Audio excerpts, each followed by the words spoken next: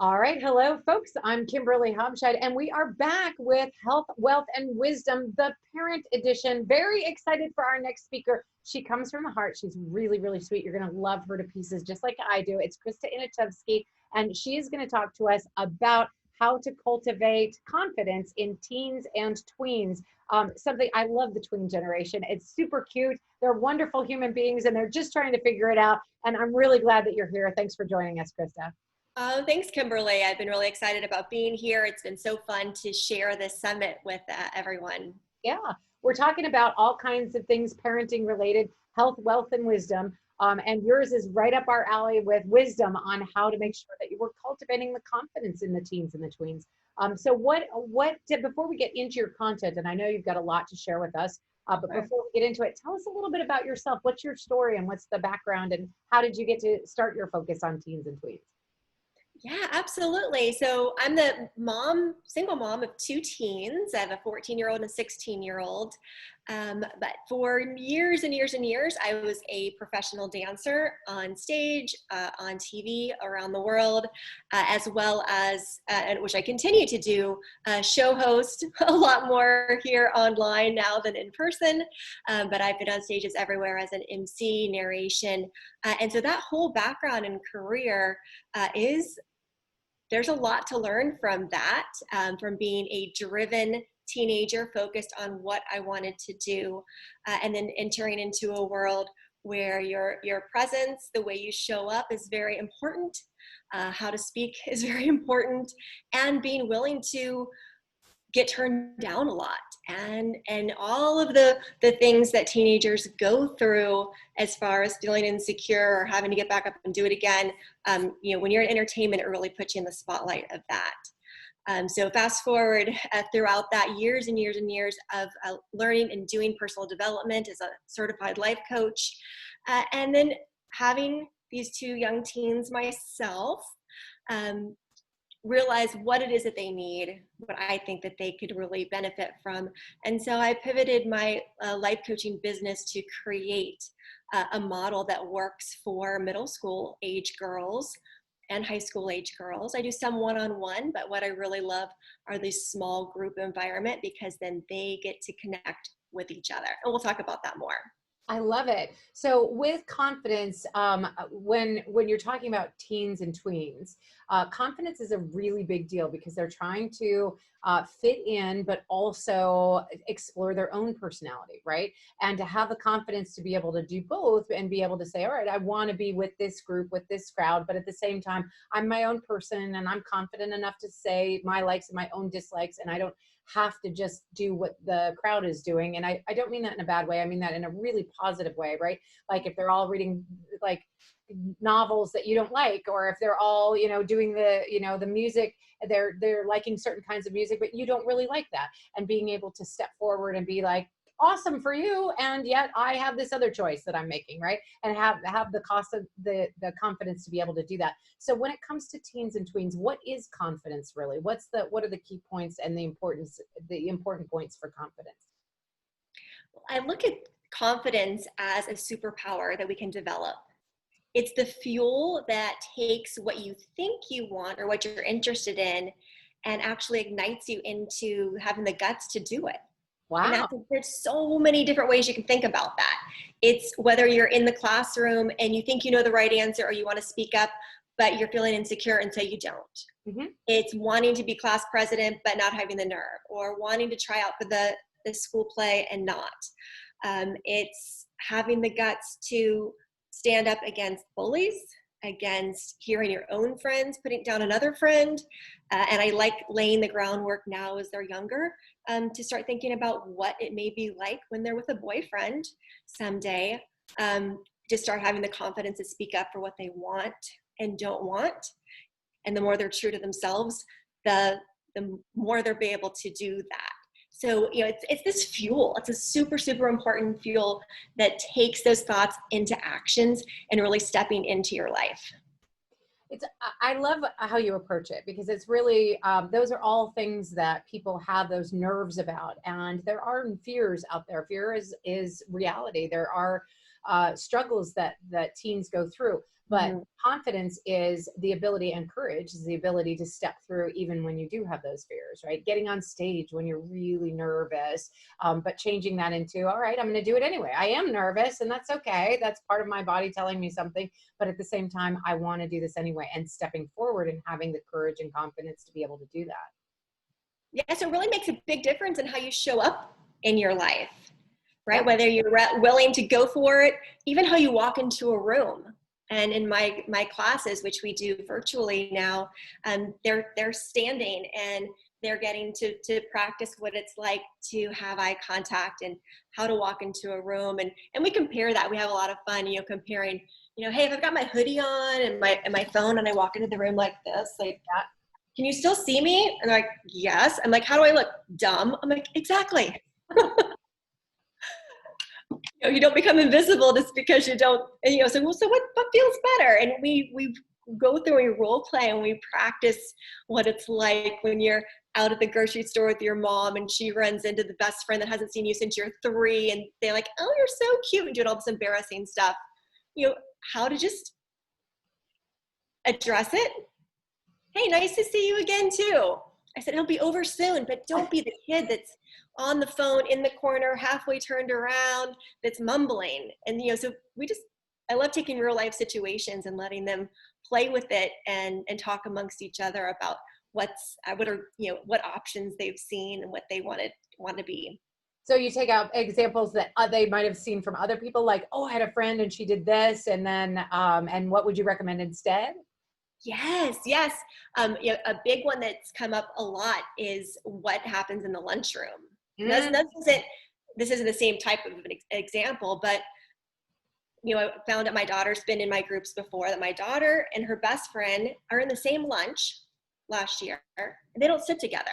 And I was actually able to get to understand why, because the friend of the best friends just didn't think that my daughter was in the smart enough class. Oh, really? Okay. What do we do for confidence with that? Right. And so my daughter wasn't feeling confident to go sit with her friend because the other one had kind of shunned her for not being in an honors class. And this whole thing played out. And so we'll take these real life lunchroom scenarios and then bring it to the rest of the girls and go, okay, what else could it be? And what do you think she's thinking? That's an interesting thing. Yeah. But then but what if she's not thinking that? Maybe that's just what your insecurities are thinking. So it gets really fun and interesting to help them. It's never about me talking and teaching. What I like about that is that drawing out. Yeah. And what I like about that is that you're allowing them to have the answer instead of waiting for you to give them the right answer. Right. And if you see bullies in in the schoolyard, this is what you do. You do X, Y, and then Z, right? And so they're like, well, that wouldn't really work for me. I'm not actually going to do what you just suggested, right? I'm going to do it a different way. Or maybe I'm not going to say anything at all because that answer is really uncomfortable for me. But if you allow them to explore possibilities of what they could do to solve the problem, those, they are growing into themselves at this point and making their own choices, and allowing the space for that is really, really powerful. Yeah, that's true. I'm glad you brought that up.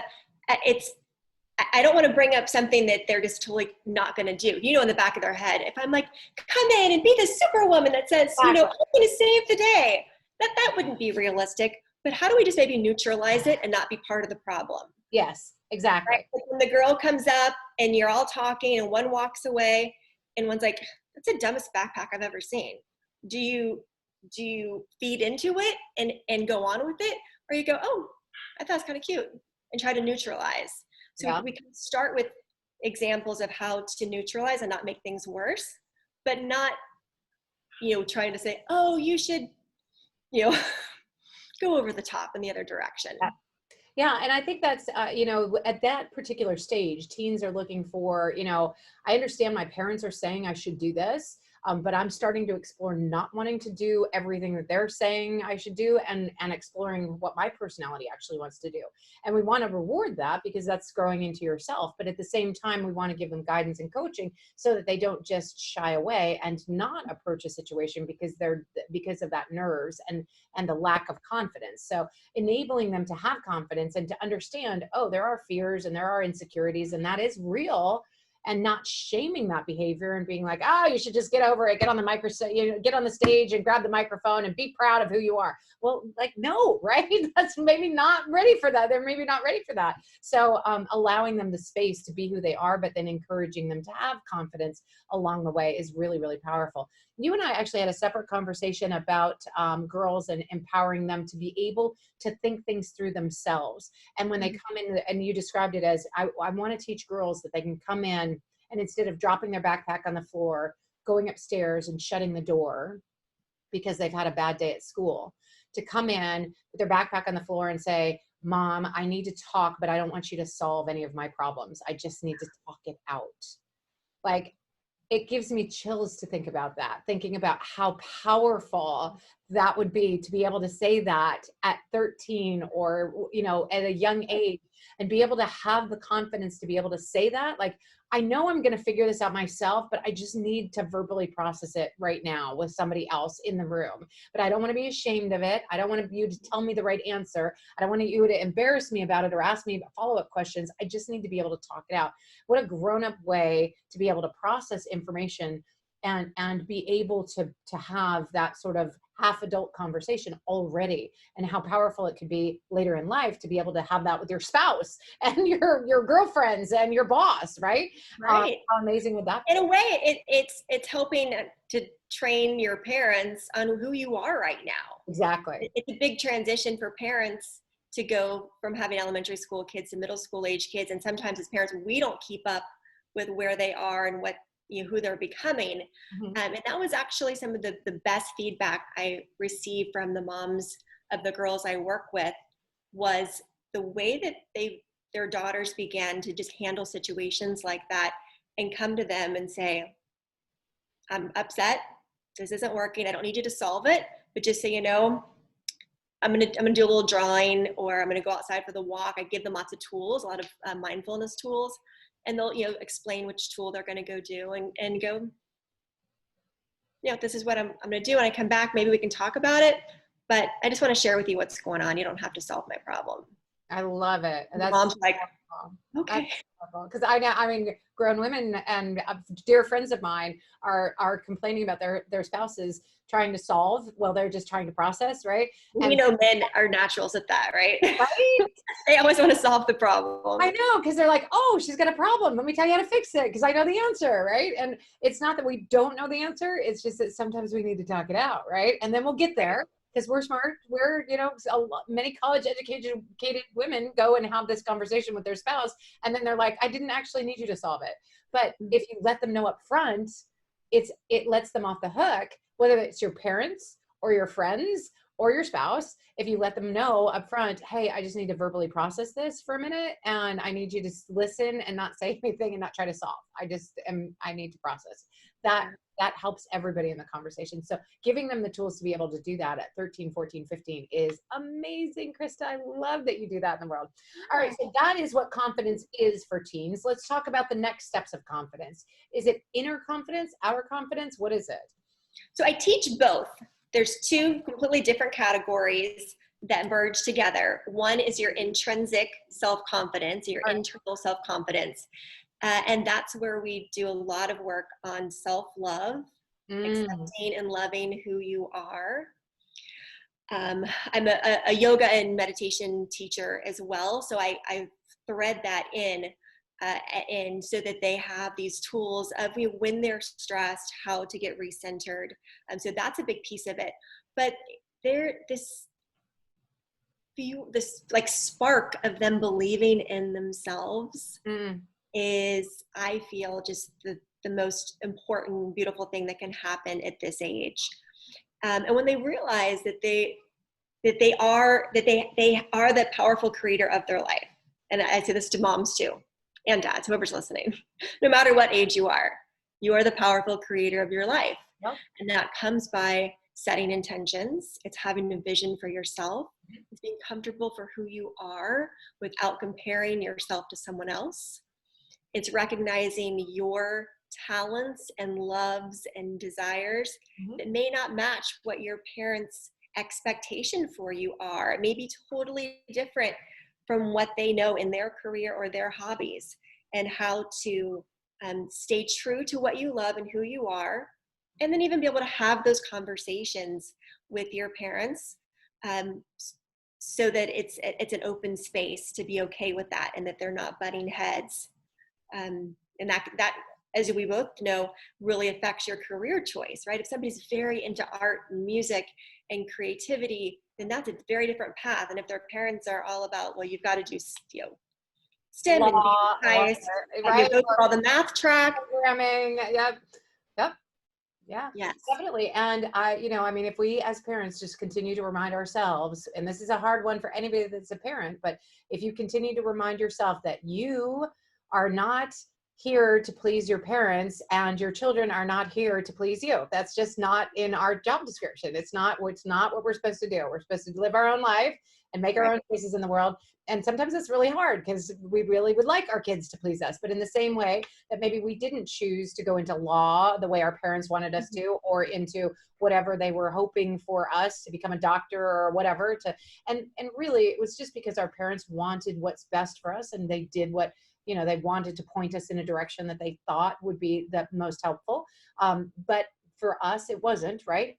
And conversely, the same thing with our kiddos. We're pointing them in a direction that we're hoping that they follow, and like, gee, it would be a lot easier if you did this instead of that, but they may not. But that's all on us. That's our misconception.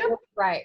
You're completely. There's so many more jobs, so many more different directions to go now than when we were in their shoes. And so we have to open up and see all of those different possibilities of jobs that haven't even been quite created yet. And yeah, you and I are in the entrepreneurial world, so it's all about, create your own path and make it happen doing something you love.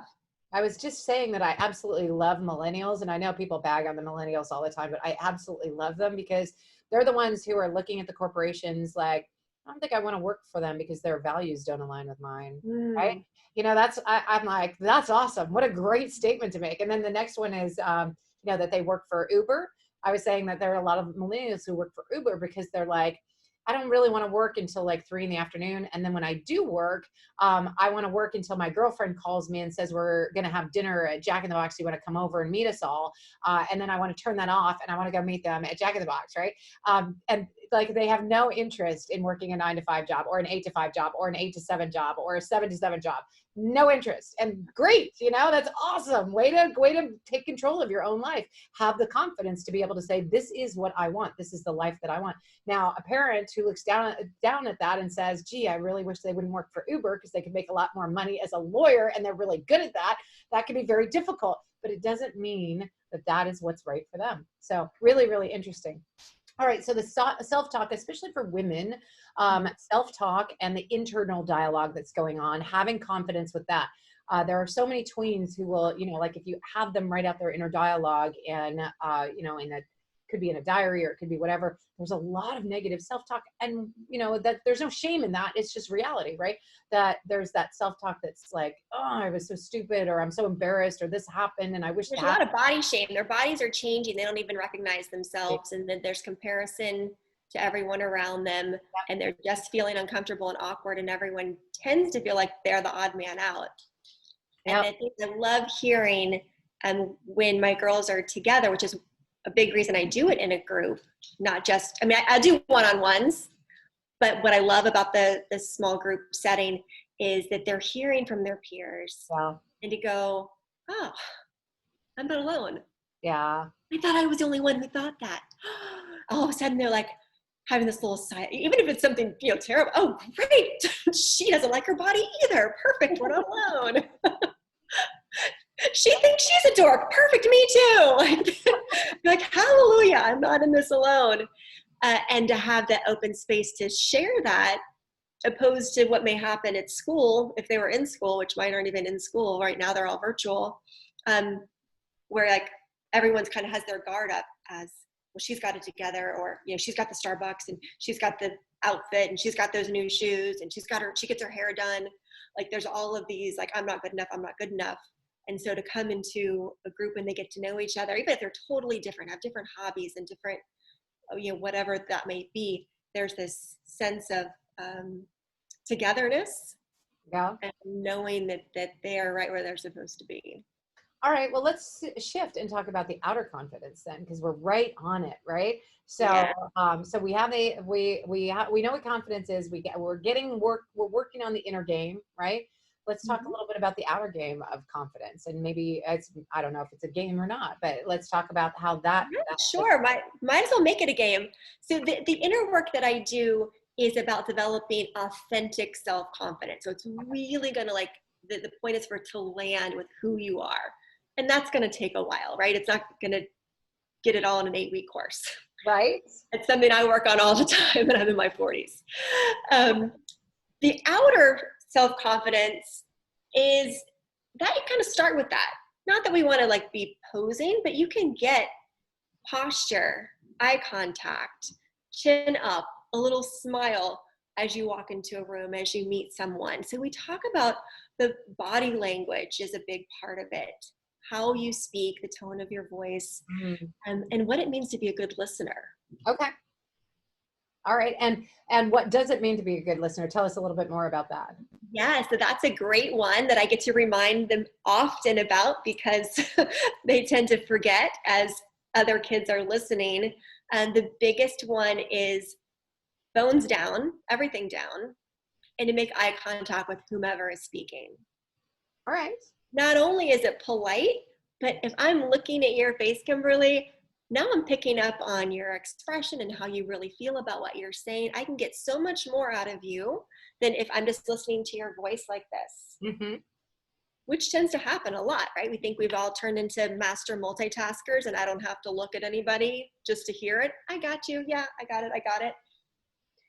So, looking, and then hopefully a somewhat pleasant look on your face. You don't want to scowl at someone. So there, and then respond with something that's supportive, that shows that you're listening, and don't just come back with, okay, well, I'm going to Starbucks, or, oh, well, I had shoes once, but mine were blue. Like, you don't want to just immediately start talking about you, or say something that's going to make them feel like they're not heard. So we do a lot of talk about that. Ooh, where our feelings get hurt easy at that age. So you're supporting them because that is something that is so real, right? When you feel not heard, you feel like then you feel not important, then you feel really like then your confidence gets shot. So you're not only supporting yourself being able to put that outer confidence out there, but you're also supporting your partner in the conversation and allowing them to have confidence, like, she gets me. She totally heard what I said. Yes. And so I look to each of the girls in my program as being leaders, and what that means for them as they go to school each day. I said, every person you can show kindness to, now we're starting that spider web effect of reaching out. And again, it's not about being an over-the-top superhero, even doing something neutral, like the shy person in the corner who you observed getting bullied. You don't have, nobody's going to go make a big spectacle, but you can walk by and be like, oh, sorry that happened, or I like your bag, or that's not a bad grade. Like, one little comment so that person feels acknowledged. Yeah. Because the ones that are really, really suffering at home and going into that more chance of depression are the ones who just feel like the world is against them and nobody gets it. So it's just that eye contact and I got you in a moment. I'm like, how long did that take? 3 seconds? So that could change the entire trajectory of that other child's day. You're totally right. Yeah. We were on a lesser scale. My children and I were out hiking on Iron Mountain, which is a local mountain here. And we were out, and I said, all right, we're going to do a count of how many smiles we can elicit from the people passing us the other direction, right? And so I said, all right, so we're just going to try to get smiles out of people, and you can do it any way that you like, right? So as we're passing, you know, they're smiling or they're like making faces or whatever. And as another group passed, I said, God, I really like that hat on you. Big smile, right? Huge smile, like somebody saw me and somebody, you know, and of course the kids were getting smiles as well. But when you reach out and you notice something about somebody else and you see them in a big way, right? That can just elicit such a really positive response back. And just engaging with somebody else. And it doesn't, you don't have to be fully entertaining because the kids were trying to like make people smile by Right. which is awesome. I mean, it's totally great. That's a great way to do it too. But just reaching out and acknowledging somebody and pointing to something that's genuine, right? Like I really did like her hat. And that can just really make somebody's day, just like you said. Yeah, that's so fun. In them. Because the confidence is not always just about you. It's not being cocky. Right. But if I'm feeling brave enough to say hi, and I talk to my own kids especially about having like a 1 minute conversation with the checkout person at the grocery store and with your server and just check in and know every single one of them have families. Right. This is their job. They may have another job. We don't, you know, there's no lesser job or lesser person. Or they might feel like that job's kind of boring, but the moment someone engages and just asks about them, all of a sudden the day goes by faster for them. Yeah. And I think that as role models, acknowledging other human beings that are in a serving position is a wonderful way to role model for your kids, right? And having a conversation like one of my pet peeves is when if you get pedicures regularly or anything, that two women are talking to each other and completely ignoring the people that are serving them, right? Not engaging them, just pretending they can't even speak English or pretending they can't, you know, like just completely ignoring and like, yikes, right? And to be able to, when you walk in some places, if they're required to say good morning or hello or whatever, respond, right? Say good morning back. How's your day? You know, and to be able to acknowledge that and play that role model for your kids as well. Role model that, you know, like these are other human beings in the world. Nobody is lesser, nobody is greater, right? And we can acknowledge them and sharing that back. And having that have confidence, but inspire confidence in others as well. And being a role model for your kids at the same time. Yeah, I love that, Kimberly. One of my, I don't know, I would say fear, but one thing I'm observing is kids are less communicative other than their phones, especially now that they're schooling from home, so many. And so they have less opportunities to have full conversations and have dialogue back and forth, be empathetic, how to listen. So the groups that I do is a great practice ground for that, and then giving encouragement for when you're out in the real world. And then I'll, you know, encourage them, hey, when you're out, strike up a conversation with the people that you're engaging with. Actually, that's a really good point. If you can have conversations with the grocery clerk and and whoever else is like enters your life, you know, when your mom is picking up the dry cleaning, can you say hello to the dry cleaning person who's just checking you out, right? And just have a conversation with them. Those conversation starters, do you think that those conversations will make them more comfortable when they're talking to a potential partner in life, you know, a potential boyfriend or girlfriend that they might want to approach?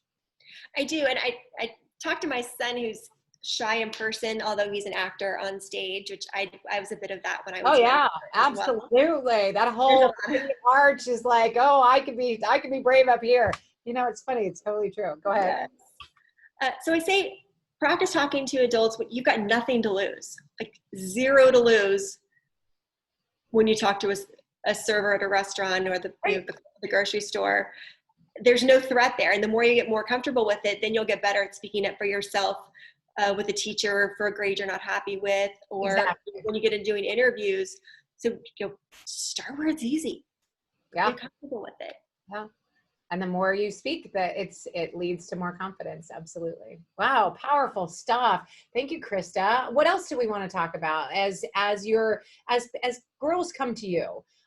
Where are they when people start working with you? Where are they? Are they friends of your daughters, or have they heard about you on a website? Have the parents heard about you? How do people find you and start working with you? My original groups, Mm. that's how it started. It was moms who've worked with me as a life coach or as a yoga or meditation, or they know my daughter and they've watched me do my thing and like, oh, awesome, we're going to come and do that because we met in person in Orlando. Okay. Well, now it's virtual. And so I'm able to connect and enroll girls from anywhere, which I'm doing now. So it's wonderful. And then now you're having, people from different states and you bring a whole lot more to the table when they get to share what's common for them and what a normal anything looks like. It's going to be very different from one city to another, or if you live in a rural area. So that's pretty exciting. Well, interestingly enough, when you do web summits and you get word out about who you are and what you do in a confident way, you're actually reaching out to the worldwide, right?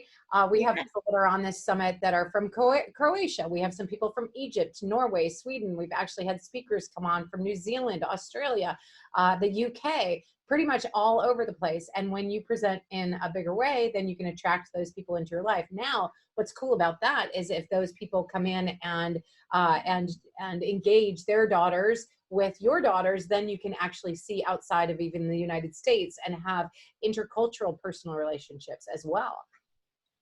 I love that. I love that. There's a lot of great things that happen when we can bring their girls together, have an open facilitated conversation. I see myself as the facilitator more than the teacher. I bring an interesting topic. And the first thing I do is ask them, what does the word mean? And it's so interesting. Words that I would think, and I talk to the other moms afterwards, would be a common word that they don't know what it means. Or maybe their perception of the meaning is different. Can you give us an example of that? Starting it that way. Can you give us an example of that?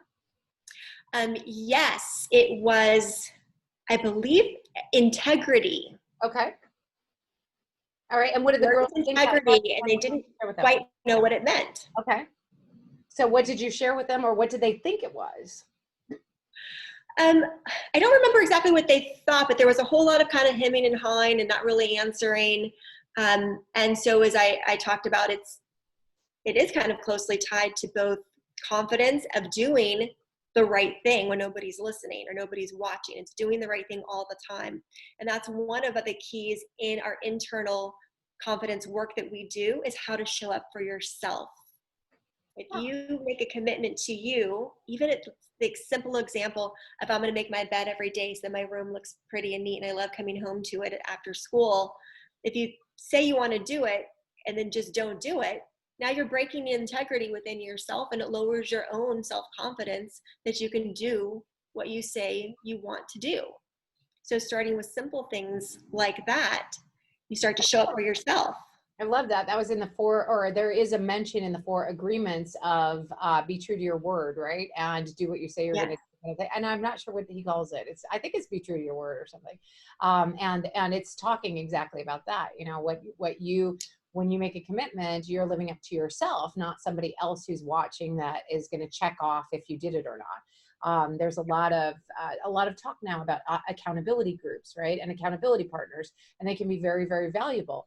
I actually resist that like you would not believe. I do not enjoy accountability conversations at all, because I think, first of all, what happens is a total lack of integrity, right? You're going to show up and you're going to be like, oh, sure, I did what I said I was going to say, or whatever. Or you just don't show up that week if you didn't do it. Like that's what will happen. Or you do it and you're like, yeah, I didn't really need you to hold me accountable at all. I just needed to hold myself accountable, right? So I resist that like wildfire. But there are many people in my mastermind who absolutely love that and need it. And that helps them be able to hold themselves accountable as well. So if that's, no shame in that game, if that works for you, that's fantastic. And being able to be accountable to yourself. Yes, and that's a really good point. I was just having a conversation with one of my one-on-one older teen clients yesterday about how busy she is. And most of the kids I work with are high achievers. So they're in the taking the high classes. They're involved either in their sport or dance or art. They're studying for SATs. She has a part-time job.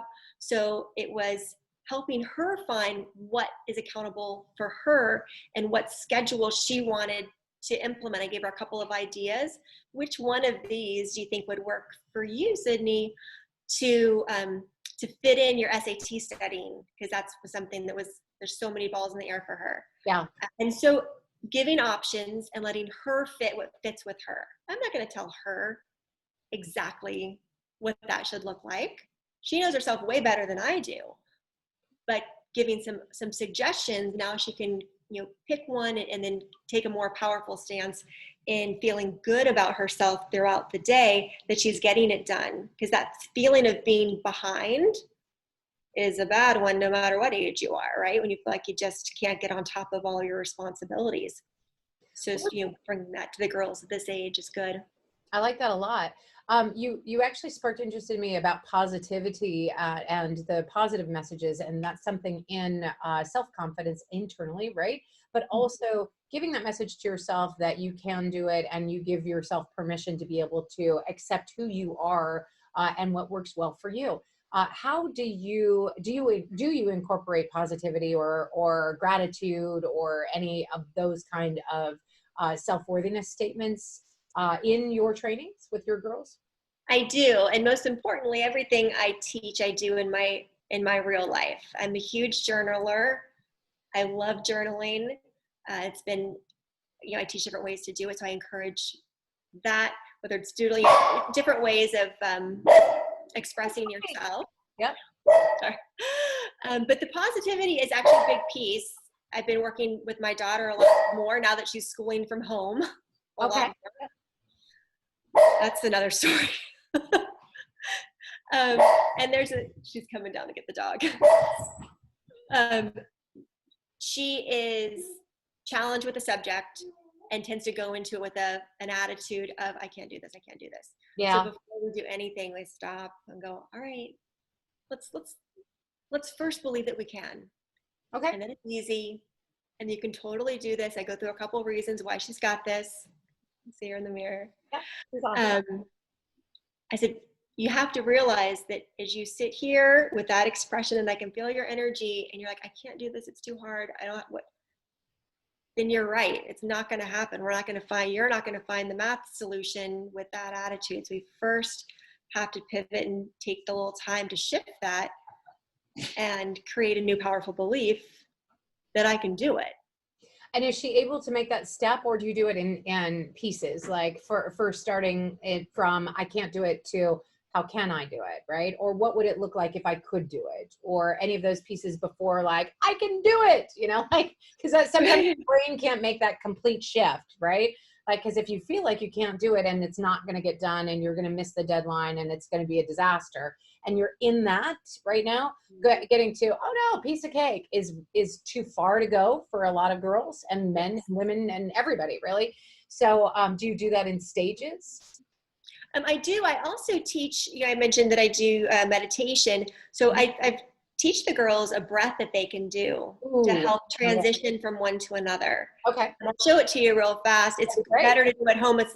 I give them a version to do when they're in public, so I don't want them to stand out and feel silly. You can do it at home if you're there, but you take your arms, I call it triangle breath. You open your arms all the way, the big inhale, you got to open up your heart center. Biggest inhale. Now it can just feel like this is just open, which is so nice. And when you exhale, make a triangle with your finger and thumbs, and you're going to blow with all your breath out through the triangle. Stare right between where the fingers come together and press. So you're pressing with your fingers till all the air is out. Now I'm sure you're out of air by now because I'm talking a lot. And then we do it again. Up, and then you breath in. Yep. And then blow everything out. When you blow till there's no air out, 3 of those will usually do it. All of a sudden you're like, oh, I feel better. I like that. Yeah. Very grounding. It's not just weird, this way on the computer and this way on the phone. Just to do that action. Yeah. And then opening your heart center. Oh, that's good stuff. Totally true. After like the sitting and the standing and everything and the moving around, and like concrete floors and everything, not always easy. So perfect. Right. Great work. All right.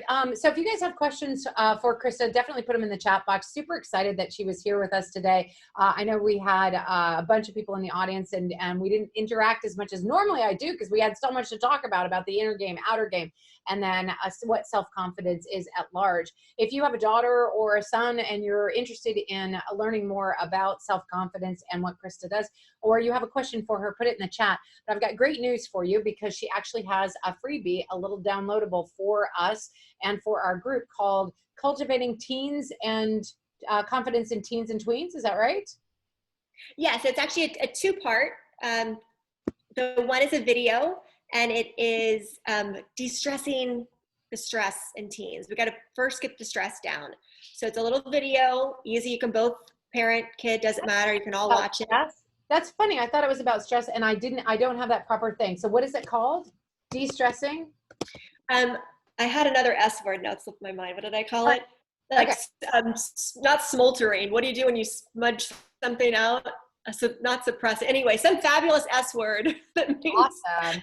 Oh, I got it. It's called Squash Stress for Teens Video and Confident Teens Activity Sheet. All right, so there you go. So we're going to squash the stress first. Okay. And then there's a confident, easy to follow activity sheet. Just give you some bullet points and a couple of questions that you can bring to the dinner table and present to each other about what confidence, and a couple of things that would be great conversation starters when you're hanging out with your kids. Oh, Krista, I love it. And have you had any feedback on this? Does it seem to be working for kids? Oh, yes. Yeah, it really does. I bet. They are. Are your kids using these techniques? They are. My daughter's been a part of all the programs that I've had so far, which she has really loved. And then I work with my son separately. It's how I live. So it's around me all the time. And, you know, sometimes you feel like make me feel a little resistant because, like, oh, that's mom. Yeah. But this is another actually a really good reason if your kids aren't already working with someone in some capacity that's a non-parent, non-teacher, yep, that has a positive influence in their life. Sometimes you get a coach or a music director that can be that person, but I love to be that adult figure for young girls specifically, so that they have someone they can confide in. They feel like she's like kind of the cool lady that sees things differently than the way that they're used to. I love it. And it gives them a space to open up more. Well, I think you're being that for a lot of girls, and hopefully a lot more. If you guys grab the downloadable through the link that we put in the chat, you can grab her downloadable and all the other downloadables as well from all of our speakers and be able to get access to all of them. And then also, once you've gotten Krista's, you'll be able to engage with her directly. Now, I think Krista actually has offered to do one-on-ones with anybody who has questions as well. So if you go to the downloadable and get that, you'll get on her list, and then you'll be able to get in direct communication with her and take advantage of that as well. Fantastic, Krista. There was so much in here, tons of stuff, really good stuff and good messages, not just for teens and tweens, but for the whole wide world. I mean, everybody needs more confidence and needs to work on that inner and outer game, be able to show up in a big way, make eye contact, and have the confidence to get the message out there that they're designed to make. I'm always telling people, you know, if you're not being seen, you're being overlooked. If you're not being heard, your message isn't getting out there. So if you're hiding behind your phone and you're trying not to be seen, then, you know, you will be overlooked. That's not necessarily a good thing. Your message won't get out into the world the way it's meant to have the impact in the world it's meant. Yeah, test scores are not the only important thing when it comes to getting into college or creating your own business. If you don't have a charisma and a tenacity to keep going and communication skills to actually talk and connect with human to human, then they're not going to make it. So we want to give our kids the very best, and that means they've got to, you know, find that light within them and be happy to shine it to the world. I love that. Beautifully said. And I was going to camp onto that, saying it's not the only, test scores are not the only thing, not only to not get you into college or to get you into college, but life, right? Test scores really don't matter at the end, right? You went to college and then you got your degree, you got your favorite job or your not favorite job or whatever it was. And it really didn't matter about the test scores. You got to have the confidence, you got to show up, and you got to be real in the world, be vulnerable, be you. You're the only one you can be, and everyone else is taken. So why be somebody else? Absolutely. All right. Krista, this has been so great. We are at time, and I've had a fun time with you. It's been absolutely amazing. The time just flew. Up next, we actually have our event wrap-up. Ginny, me, and Dr. Ali Lankarani are all going to be on to celebrate the end and a great event. We have some parting words for you and some great gifts. So definitely come join us for the wrap-up. It's going to be amazing. That's up next, and it's just one track for today, and you don't get to choose. You just can be with us. It's going to be super fun. Everybody. Absolutely. And Chris, I'm super glad that you were here. Before I let you go, any final words for our crew? Oh, any of you out there, I'd love to have a conversation with you. This is a very important topic to me. I even come to groups. So I talked to somebody yesterday with the lacrosse team, if they're already together, I can, virtually jump in and do something. But as parents, encourage them to get out, to connect, and just love who they are and not try to be somebody else. I love it. Be you. You're the only one you could be, and everybody else is taken. I like it. All right, Krista, thanks so much for being here. We'll see you guys at the top of the hour for our event wrap up. Cheers.